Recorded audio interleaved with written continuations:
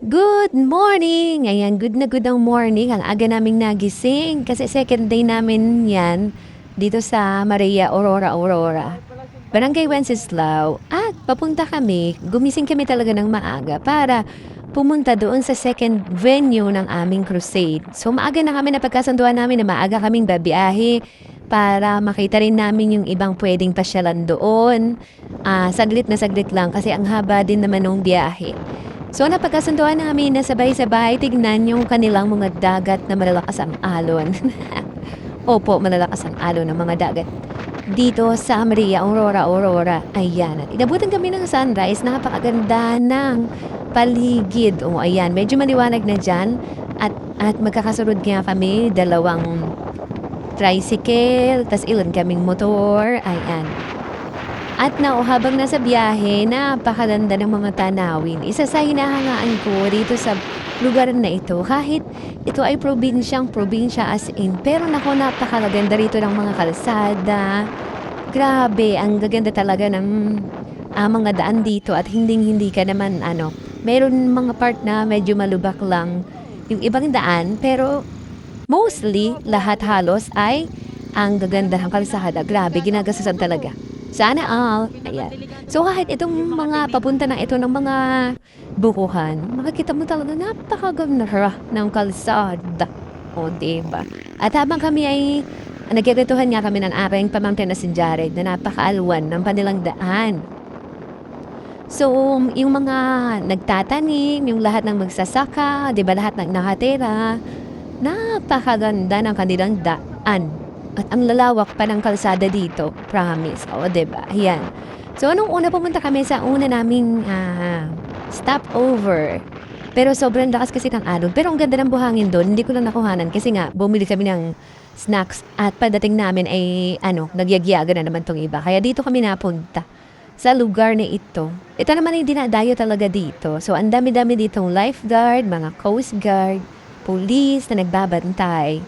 So, yung dagat talaga dito is medyo maalon talaga. Kaya kung maliligo ka man, ay iingatan mo yung sarili mo. At kung may kasama kang bata, ay hindi mo pwedeng iwanan. Ayan. So, na-enjoy ko din naman yung lugar dito sa pinuntahan namin ito. So, hindi ako sure doon sa pangalan. Basta napakaganda. O, diba? Tingnan nyo naman yung paligid. At saka ang dami-dami ditong dumadayo. Kasi ito pala yung lugar ng Paliguan. May mga restricted area din kasi. Hell, talagang delikado. Salamat sa Diyos kasi kahit sandali lang, hindi naman talaga ito yung ipinunta namin. Bonus na lang ito na may mga tao na sumasama sa amin para makita yung ibang magagandang spot dito sa pinuntahan naming lugar, dito sa Aurora. Napakaganda talaga naman. Ayan, saglit lang kami dito nagstay. Naligo lang saglit yung aking mga kapatid. Ayan, at nagkulitan lang kami mag-asawa dyan sa dagat. Di na kami naligo. Kasi, sulit na kami dun sa ganda ng view. Ayan, nagkulitan lang talaga kami. At naglakbay ng mahaba. Ayan. So, sabi nga mahal yung gas, pero nakarating kami dyan. O, diba? God provides. Napakabuti ng Panginoon. At after namin magkulitan dito, ay napagkasunduan namin, siya, tara na doon kina Pastor Danny, doon na tayo magstay. So, yun naman talaga yung aming ipinunta. At pupunta na kami ng maaga-aga doon sa kanilang church para handa rin kayo, makapag-ready para sa gawain. So, gabi ginaganap yung gawain. At yung umaga naman, yung sinusulit naman namin para kami ay kahit papano ay makarating at makita rin namin yung magagandang lugar dito sa Aurora. So, itong pinuntahan namin, part na ata ito ng Baler. Ayan, kasi medyo malayo na ito doon sa sa una naming venue.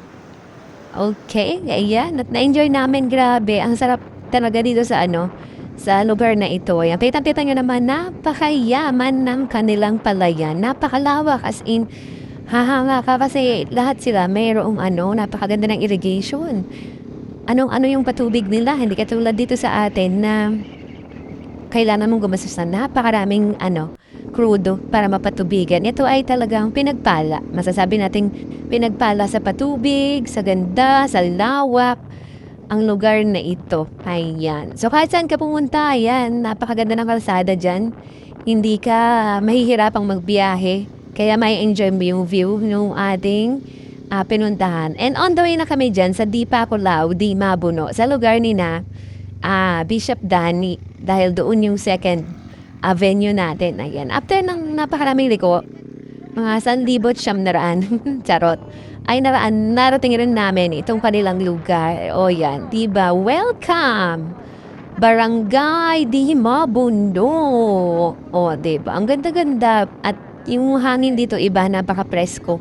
Mainit din yung panahon kasi masikat ang araw. Pero ramdam mo yung lamig kasi nga ang dami-dami din. As in, ang dami-dami puno. Ayan. So, the whole ng biyahe namin is na-enjoy ko. Na-enjoy ng mata ko. Nakarelax yung mata ko sa mga tanawin. Hangang-hanga ako. Napakaganda talaga ng mga ginawa ng Panginoon na lugar. Dito sa Pilipinas, napakayaman ng ating bansa. Kahit mga liblib na lugar ay naaabot ng mga ganyan. Yung mga kalsada natin. Napakaganda. O, di ba mapapasana all ka sa lugar nila. At yan, paliko na kami after ng so many as in napakaraming kaliko-liko. Ayan, hindi biro yung mga namin, yung mga biyahe namin. Pero talaga naman, ay may enjoy mo yung iyong nakikita. O pag ganyan ba naman yung nakikita mo, hindi mo ba enjoy yarn? O, diba? Katili ka ng araw. Pero ang ganda nung lugar kahit mainit. Kaya naman, ayan yung aming experience ng day 2. After niya, nag-ready na kami para sa krusada. God is good. Grabe. To God be the glory.